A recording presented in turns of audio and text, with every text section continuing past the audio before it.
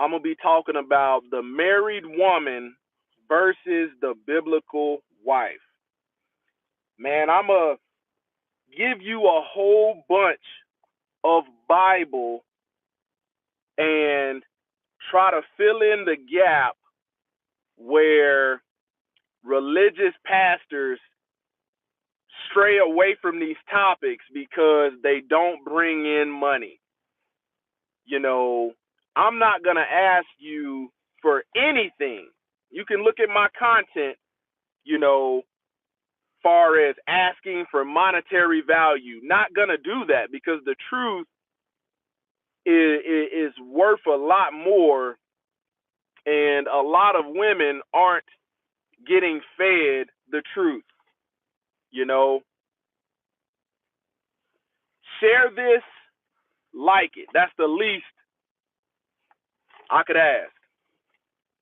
Man, it's very easy for a woman to get herself in a situation, a marriage, and not know what she's getting herself into, and then to also not know what her role is in that. Man, the reason I said a lot of pastors stray away from this is you catch a lot of shame for speaking on these subjects, and the things that don't get taught on a consistent basis are the things people are going to fail at. You know, man, if you ask the average man or woman, who did you learn to be a husband from? Who did you learn to be a wife from? Based upon what they taught you, when did you ever verify that that was the will of the Most High Yah? And that's where most people are.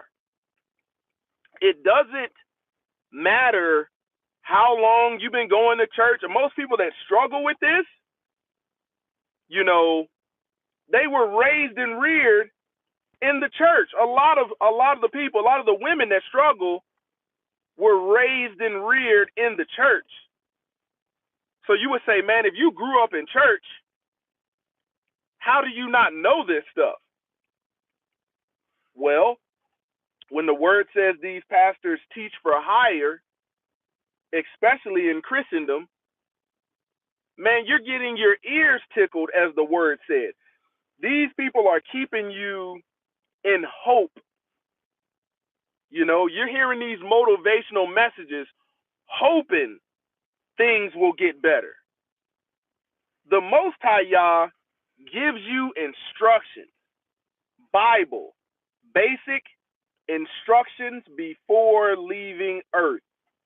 He gives you some instructions, if you obey them, for things to be better. And that's an individual choice. Nobody else can make that choice but you. Not your family, not your loved ones, not your mama, not your daddy. You got to take what's in the book, the instruction, and apply it for yourself. Okay, when you sign, a lot of people make the mistake of signing a court-issued marriage license.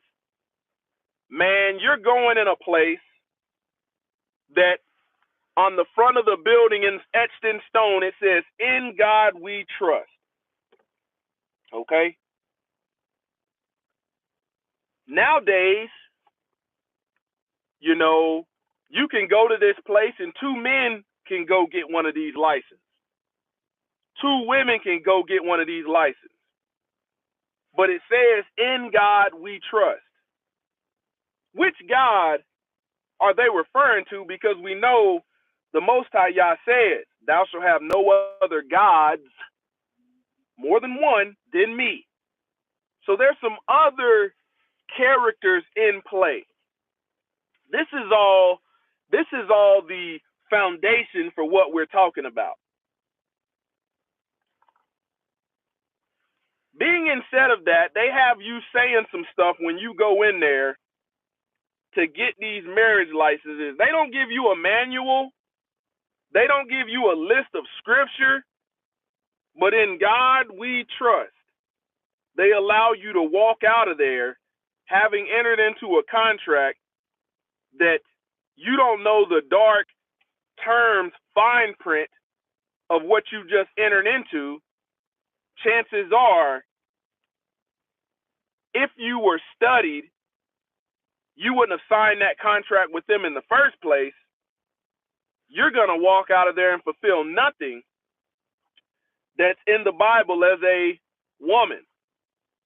So we have a lot of married women walking around that day by day are just going with the flow, faking it till they make it. And there's a couple categories as a woman that you can fall into. You can just be ignorant. And when you ask yourself, man, who taught me how to be a wife? Maybe your answer is say, man, nobody taught me.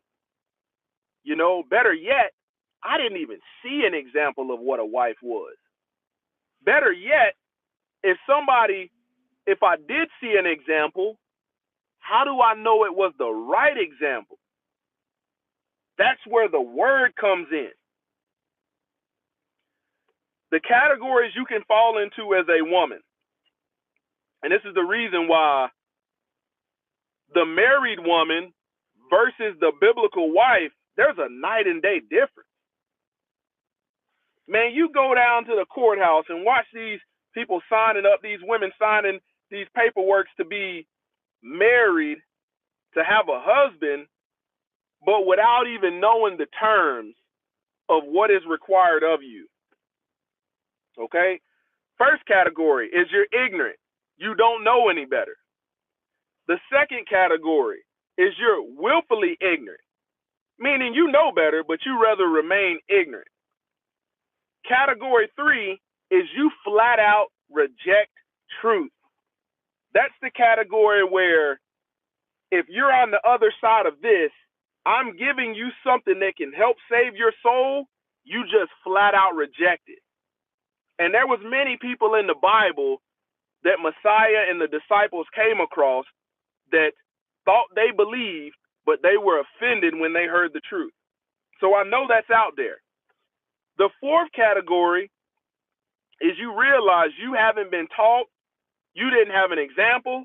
If you did have an example, that example hasn't been verified upon righteousness, and you realize, man, now that I have the truth, and possibly you've had it your whole time in the Bible, I'm going to turn from those wicked ways because they weren't righteous. And I'm going to walk in that newness of life. I'm going to humble myself and relearn the things that I wasn't taught that I need to know for the sake of the family. And it's not about being an overnight success. You go from the married woman to the biblical wife. But I'm going to give you some stuff today that if you do, your man, if you're a married woman now and you realize, man, you're far from the biblical wife and you're more in this, I'm just a married woman category, man, your man he will praise you as long as you're doing the work. As long as you're doing the work. I'm not saying it's easy. No, because you're going to have to overcome the flesh. And in this, what I'm giving you, the only way you can be this kind of biblical wife is walking in the spirit. And the flesh is against the spirit. The spirit is against the flesh. You can't have it both ways. Man, we have far too many women out here that are in marriage that don't know what the word says they should be doing as wives. They're just going with the flow. And when you look at a man in the word, when we look at everywhere in the word talking about a man, especially in the law, a man giving his wife a bill of divorce, man, that either comes from a wife that wants to be willfully ignorant or flat out rejects truth. If a man gives you a bill of divorce, he's found some uncleanliness in you. All right, Genesis 3:16. Unto the woman he said, I will greatly multiply thy sorrow in conception. In sorrow thou shalt bring forth children, and thy desire shall be to thy husband, and he shall rule over thee. The problem with being a married woman and not a biblical wife is you can go sit up in somebody's churches listening to these motivational messages, but if your desire is of your own and not that of your husband, think about the conflict right there, okay? And it says, he shall rule over you. How many women out here do we see that claim to believe and God told me this and God told me that, but they're calling a man calling a man controlling, and then when controlling does not land on the ears of the people, you'll get verbally abusive, spiritual abuse. But when we see that your response is ultimately stemming from rebellion. Man, if you look at marriage, biblical marriage, as oppression, you have no business being married to a man. I'm saying that if you look at marriage by way of the Bible, biblical marriage, as oppression, you have no reason to be married. You are going to jack it up. Let's keep going. Ephesians chapter 5, verse 33. However, let each one of you love his wife as himself. So you're not going to do anything. It doesn't profit you as a man to do something to your wife that you wouldn't do to yourself. And let the wife see that she respects her husband. Why is it we have so many women that are disrespectful and are married? When you look at it, you can go to, if you were to go to 10 different churches on Sunday Sun worship, you're not going to see this being taught. This is something that needs to be reinforced. The same thing with being a husband, constantly reinforced. Respect is a big part of it. There's no man that understands his God-given purpose on this earth that's going to tolerate a disrespectful woman, a disrespectful wife.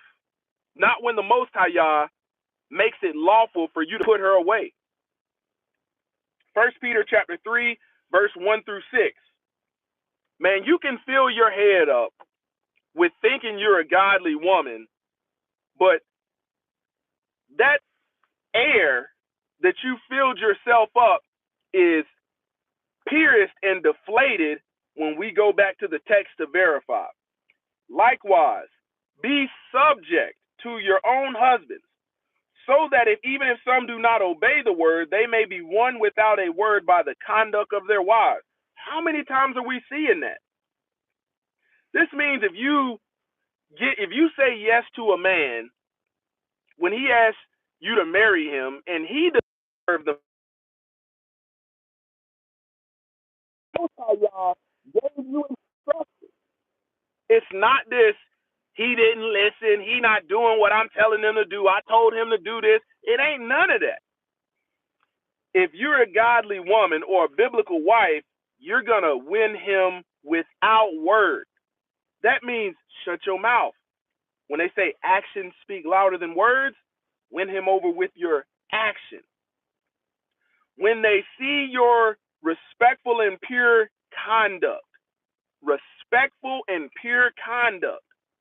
the married woman, she's not following this, but yet she's walking around, I got a husband, I'm married, but the biblical wife, If she's Yah-fearing, she's going to obey this. Verse 3, do not let your adorning be external.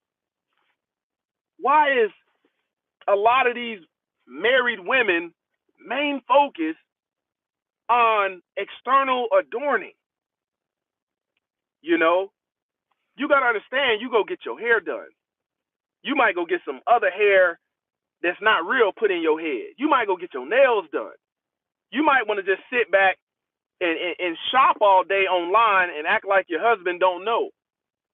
You know, you might want the best of everything, but the work you put in the world does not equate to work righteousness. And you might have this entitled mindset and are doing all this stuff focused in areas that's unbiblical. Do not let your adorning be external. How much time does the married woman spend in front of that mirror trying to put on this deception, putting on these eyelashes, trying to give an illusion to the world, but when you wipe that off, that's not who you are? It says, the braiding of the hair and the putting on of gold jewelry or the clothing you wear. Man, you think about the married woman got a closet full of clothes, but is constantly stressed out on a daily because she can't find anything to wear. Putting on of gold jewelry and the clothing you wear. Man, the married woman is gonna show brand loyalty. Whatever the world says is a trend and a style, a new style, she's gonna want to be in, or else she's gonna feel left out and feel empty. Okay? It says, but let your adorning be the hidden person of the heart with imperishable beauty of a gentle and quiet spirit in which God's sight is very precious. We're talking about the biblical wife, knowing when to put the shut to the up. This man has rule over me. Maybe you're on the side of the married woman and you've never allowed that man to have rule over you for your salvation's sake, because you have always looked at and heard other women talk about marriage as oppression. For this is how the holy women who hoped in God used to adorn themselves, by submitting to their own husbands. The married wife thinks that her submission and femininity is related to external adorning. The biblical wife brings everything that, is a decision made by authority, brings that to headship, brings that to her authority. Used to adorn themselves by submitting to their own husband. As Sarah obeyed, that's a curse word amongst women and married women, but to the biblical wife, man, obedience is for your protection. As Sarah obeyed Abraham, calling him Lord, and you are her children if you do good and do not fear anything that is frightening. Proverbs chapter 12, verse 4. An excellent wife is the crown of her husband. Man, the biblical wife is striving for wife mastery. Striving for wife mastery. The married woman says, well, this is as good as you're going to get. I'm not changing. It was good enough to marry me, and it's good enough for now. But the biblical wife is striving for mastery. An excellent wife is the crown of her husband. Think about it. Your husband, when he thinks of you, it's the height of his glory. Woman was created for man's glory. Man, your actions, your conduct and behavior is so righteous, I have nothing negative to say about you. Matter of fact, man, I'm going to wear you like a crown, like a king has his crown. But she who brings shame is like a rottenness in his bones. Most High Yah gave you both sides to that. You got to look at a lot of these women that are just married women. They're doing all kind of foolishness and justifying it, bringing rottenness, bringing shame. like rotten, spoiled, decayed bones. That man don't want to wear you. He want to tuck you away in a drawer. He's embarrassed of you. 1 Peter chapter 3, verse 7. Likewise, husbands, live with your wives in an understanding way, showing honor to the woman as the weaker vessel. You can't do this as a man with a woman that does not agree with what the text says. I want you, because what you have is a bunch of women that agree with certain parts but don't agree with it all. You know, they will say, well, you don't need to be harsh to me, but I'm not the weaker vessel. Wait a minute. You want the part that benefits you without understanding and comprehending the part why the man needs to not be harsh with you. Spiritually, as a woman, you're going to be entertaining spirits that you have no business entertaining, like Eve did. This is why the man must deal with you in an understanding way. It says, since they are heirs with you of the grace of life, so that your prayers may not be hindered. Ecclesiasticus 26:14. A silent and loving woman is a gift of the Lord. That's the biblical wife. That's the biblical wife. A gift. Man, anytime you have to think, man, a husband can come home and tell you something that he knows you're not going to want to hear. And he says, hey, this is where the family is going. Even if it's polar opposite to what you thought or what you wanted as a wife or as a woman, a silent and loving woman, she's going to receive that. No lip, no disrespect, no eye rolling, no slamming stuff down, not putting no seasoning in the food because you're mad, not slamming doors. It says, and there is nothing so much more as a mind well instructed. Man, if you're not a silent and loving woman and you are loud and hateful, your head can't instruct your mind. You're too busy talking about what you think you know in order to receive instructions. You don't have a teachable spirit. Proverbs chapter 14, verse 1. The wisest of women builds her house, but folly with her own hands tears it down. So as a woman, as the married, we got a lot of women that enter into marriages that have no idea what they're supposed to be doing. They're not trying to learn. And that same place that you signed that paperwork, you run right back to. And then we have the statistic, 70% of divorces are filed by women, 90% if they're educated. When you went down there and tore your house down and your kids now don't have that male influence that you wanted them to have, who had a gun to your head when you were signing that paperwork? It was by way of your own folly with your own hands that you tore it down. But the wise one, doesn't this thing say, he who endures to the end shall be saved? Endurance.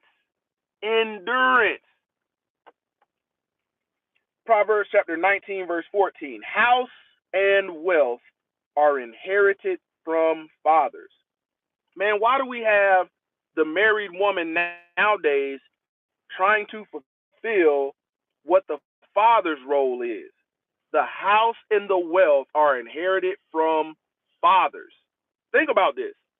Why do we have the women trying to work outside the house, letting the house fall apart because they don't want to take care of the house, trying to do what was the biblical role of the father? Okay? It says, but a prudent wife is from the Lord.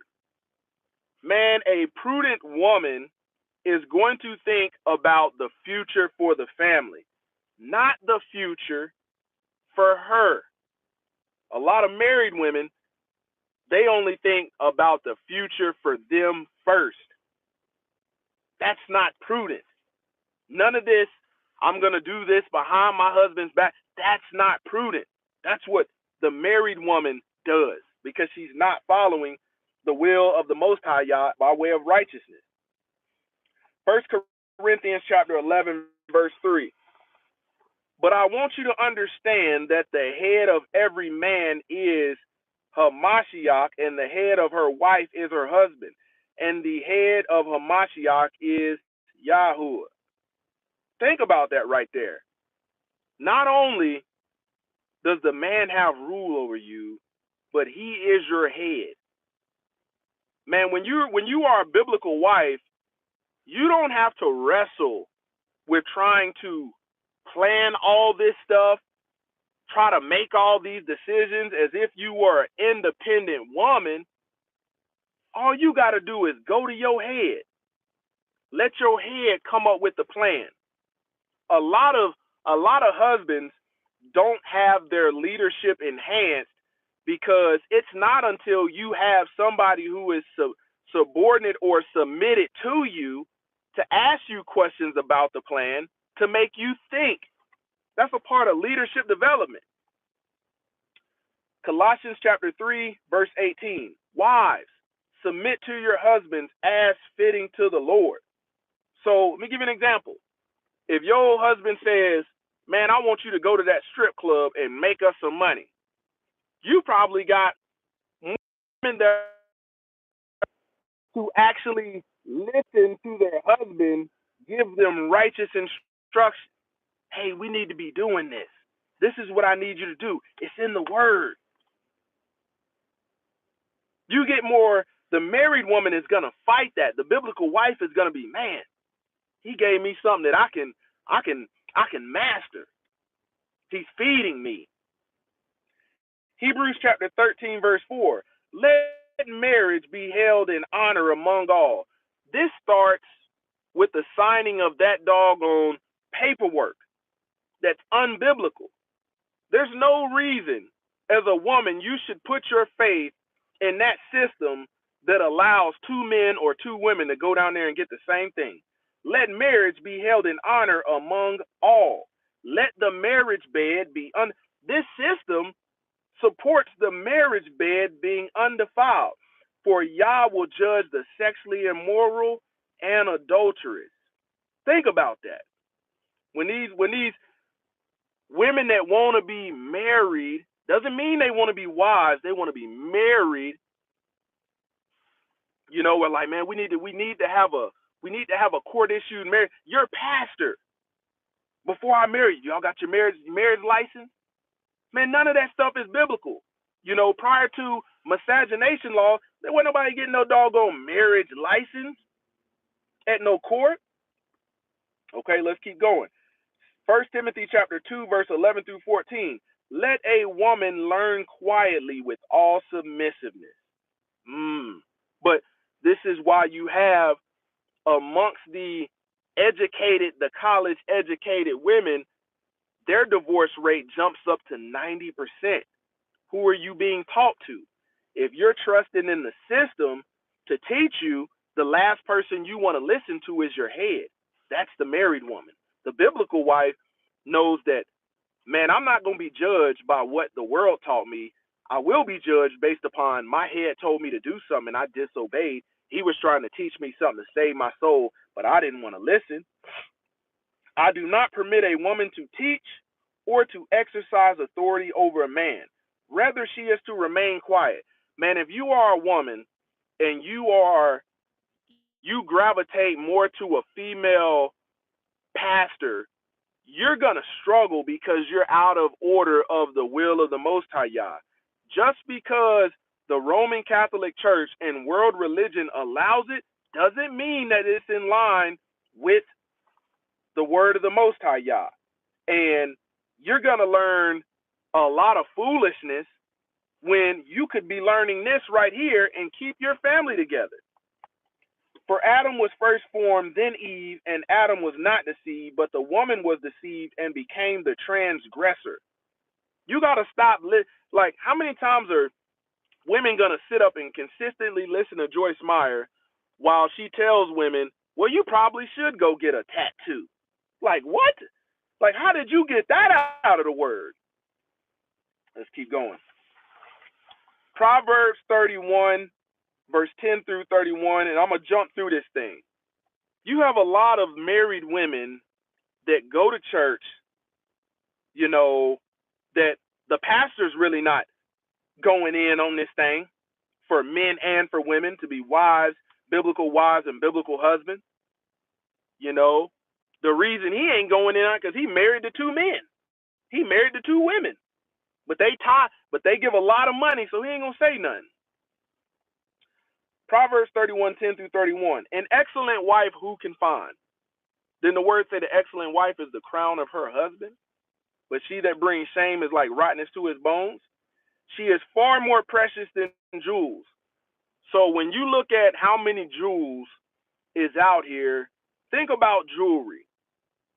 How many people walking around with a diamond? The biblical wife is even more precious and rare than that. That's why I said married woman versus biblical wife. It's a lot of women wearing rings, passing off that they are married and wives, but not fulfilling the role of a biblical wife. That ring thing is not even biblical. The heart of her husband trusts in her, and he will have no lack of gain. He will have no lack of gain. Didn't say she. When you entered into that contract, man, that was a contract of servitude. Just like when you repent and you're baptized with the Ruach of the Most High Yah, you're entering into a contract of servitude. The difference is, before being born again, we're so used to worshiping Hasatan. Your husband cannot trust in you if you are constantly and consistently withholding information that can cause the family to struggle, all because you think you know. She does him good and not harm. Well, the married woman is doing things that would cause her husband not to trust in her, and for that reason, it could do the family harm all the days of her life. Verse 15, she rises while it is yet night, while it's still dark, and provides food for her household and portions for her maidens. Man, where are the women that wake up and cook breakfast? Think about how hard you could go as a man if you woke up to the smell of something being cooked. Man, that was only a couple generations ago. She considers a field and buys it. It didn't say she builds the Twin Towers and was a property flipper or none of that. It didn't say that. It says she considers a field, and buys it. It didn't say multiple fields. With the fruit of her hand, she plants a vineyard. This woman is doing some gardening. That's the biblical wife. Okay? Verse 18, she perceives that her merchandise is profitable. Her lamp does not go out at night. That oil at night. As a woman, who are you productive for? Are you productive for you, trying to disguise it as productive for the family outside of the biblical role? If so, you're just a married woman, not a biblical wife. She puts her hand to the distaff and her hand to the spindle.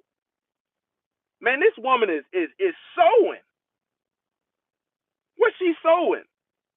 Think about how rare that is for women to do skills and things like that. Think about how many women that actually do that versus the ones that are skilled at putting on makeup and putting on fake eyelashes and all kind of stuff, trying to disguise themselves as something that they're not.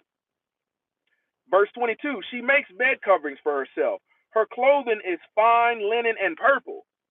She didn't go catch this at a Black Friday sale. How you thinking? She sold it. But this is all the stuff that society won't promote. You want to have an exclusive. There's no point in being jealous of what another woman has when you can learn a skill to make something that's exclusive to you.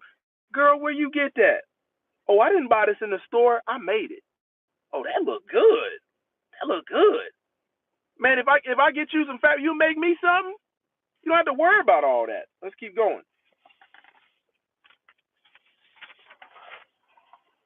Verse 25, strength and dignity are her clothing. It didn't say independence. It didn't say independence. The married woman is in a marriage, but trying to be independent from the family, from the husband. It says strength and dignity are her clothing. And she laughs at the time to come because she don't have a reason to worry. She don't have a reason to stress. She opens her mouth with wisdom, and the teaching of kindness is on her tongue. With wisdom. What wisdom? Wisdom from college or wisdom of the Most High Yah? Think about that. Verse 29, many women have done excellently, but you surpass them all. Woo, that's rare. He's saying you had the ones that did good, but you, Proverbs 31, surpass them all. Charm is deceitful and beauty is vain. Come on now. The biblical wife is not trying to deceive you with charm, not trying to deceive you with vain beauty. But a woman who fears the Lord is to be praised. The biblical wife is fearing the Lord, focus on keeping the commandments, walking in the spirit. Genesis 2:18. Then the Lord Yah said, it is not good that the man should be alone. I will make a helper fit for him. You have, the modern married woman that thinks that marriage is a 50-50 equality type partnership where we're business partners and all of this nonsense. And that's not what the word says. The Most High Yah created the woman to be a helpmeet to the man, not the man trying to be a helpmeet to the woman. That's why everything lines up with the desire of the husband. Not, well, what about my goals? The married woman nowadays says, what about my goals? What about my dreams? You signed up for something where all that goes out the window. And if you're not in line with that man's goals or the way he's walking, you should have never entered into a contract. But what you have is the marriage woman. They like the coverage that comes from having a husband as long as they don't have to obey.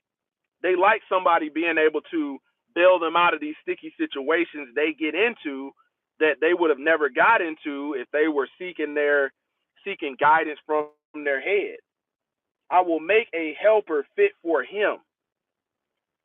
Proverbs 21:19. It is better to live in a corner of a housetop than in a house shared with a quarrelsome wife.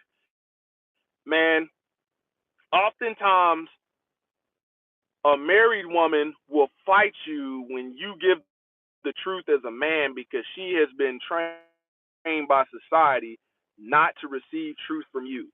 Society is going to say, well, you're my equal or you're lesser than.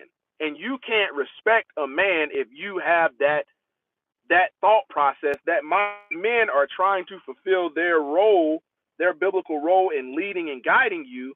You think about the quickest way to start an argument is to give a woman the truth, especially when she don't want to hear it and she falls into wanting to be willfully ignorant, or category 3, which is flat out rejecting the truth. Let's keep going. Romans chapter 12, verse 21. Do not be overcome by evil, but overcome evil with good. Man, that's the process of transformation, having your mind renewed. A lot of women, man, they go get educated in these college systems, and their mind can never be renewed. The Most High Yah can renew it, but they don't want to seek the past in order to have their mind renewed. Man, I got a doctorate. It can't be renewed like that. That's why the divorce rate for that judgment day, if they don't get it right, the Most High Yah is going to unleash judgment on them because you were just a married woman. You're not getting credit for being no doggone biblical wife because you masquerade with a ring on. That ain't it. 1 Corinthians 11:7. For the man indeed ought not to cover his head, for so much as he is the image and glory of Yah. But the woman is the glory of man. That is your purpose. You were created to be the glory for the man. The man is that's why when you look at it, the biblical order, Hamashiach is the head of man, man is the head of you, and the Most High Yah is the head of Hamashiach. That's why that is. We got the married women, and women today want to live out of order, but want the blessings of the book without obeying what's in the book. Ecclesiasticus chapter 25, I'm going to go through some scriptures in 25. It says, give me any plague but the plague of heart, and any wickedness but the wickedness of a woman. Man, you as a married woman, like that's gonna be you. If you don't know what your role is, you're gonna end up being wicked. Therefore, a woman changes her face and darkeneth her countenance like sackcloth. Her husband shall sit among his neighbors, and when he heareth, he shall sigh bitterly. Man, that man gonna be stressed out, trying to do what he's supposed to do by way of guiding and leading you, being your head, being in rule over you, trying to make sure you don't self-destruct, and he gotta sit with his head low. Damn, boy, I sure regret this crap.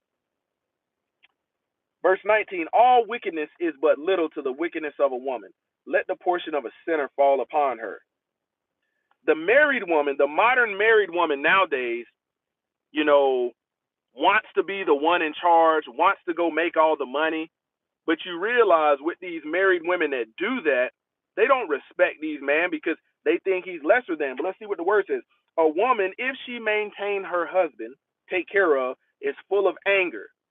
You wanted to go out and try to be in control. You thought making more money, having more titles and more education was going to rearrange biblical order and you could be in control. Ultimately, you're going to doggone just be full of anger, impudence, and much reproach. The blame is going to be on you as a woman because you're out of order. A wicked woman abate courage and maketh a heavy countenance and a wounded heart. A that will not comfort her husband in distress, maketh weak hands and feeble knees. Woman has no interest in comforting her husband because she's the reason why he needs comfort. Oftentimes, the biblical woman sees what a man's role is, what he has to go through in order to fulfill his role, in comforts. It says, give the water no passage, neither a wicked woman liberty to go abroad. That's why you're not getting this on Sunday. They don't want this stuff read. If she go not as thou would have her, cut her off from thy flesh and give her a bill of divorce and let her go. All right, chapter 26, Ecclesiasticus. Blessed is the man who has a virtuous wife, for the number of his days shall be doubled.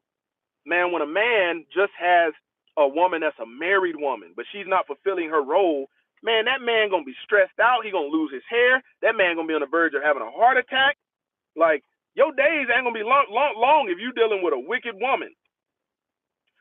Verse 2, a wicked woman rejoice her husband, and she shall fulfill the years of his life in peace. If you ain't bringing the peace as a woman because you don't have the fruit of the Spirit, which is peace, how are you fulfilling this? How are you a virtuous woman? A good wife is a good portion, which shall be given in the portion of them that fear the Lord. If you have a man that don't fear the Lord, I challenge you as a woman to do what the word says. Win him over without a word by your conduct and behavior. Okay? An evil wife is a yoke shaken to and fro, he that hold of her as though he held a scorpion. It's like getting stung over and over. This is the category of a married woman. The whoredom of a woman may be known in her haughty looks and in her eyelids. What we see these women walking around with today, thinking that they're good wives. The minute you say something as a man, you're controlling, you're all of this. And the whoredom of a woman shall be known. Let me tell you something. I guarantee you this. I guarantee you, I'm willing to bet that a large percentage of women that have a high body count are the ones walking around with that. The virtue is gone. Y'all guarantee you're not gonna see too many virgins with this stuff on. You know, you might see these little girls doing it, but it's by way of being taught that and seeing that at home that they followed in that footstep. A shamefaced and faithful, let me go back to 14. A silent and loving woman is the gift from the Lord. We went over this one. Verse 15, a shamefaced and faithful woman is a double grace, and her content mind cannot be valued. A harlot shall be accounted as spittle, but a married woman is a tower against death to her husband. A wicked woman is given as a portion to a wicked man, but a godly woman is given the fear of the Lord. A dishonest woman contemneth shame, but an honest woman will reverence her husband. A shameless woman shall be counted as a dog, but she that is shamefaced will fear the Lord. That's the difference between the married woman and the biblical wife. A woman that honoreth her husband shall be judged wise of all, but she that dishonor him in her pride. Where is that dishonor going to come from? It's going to stem from her pride. Shall be counted ungodly.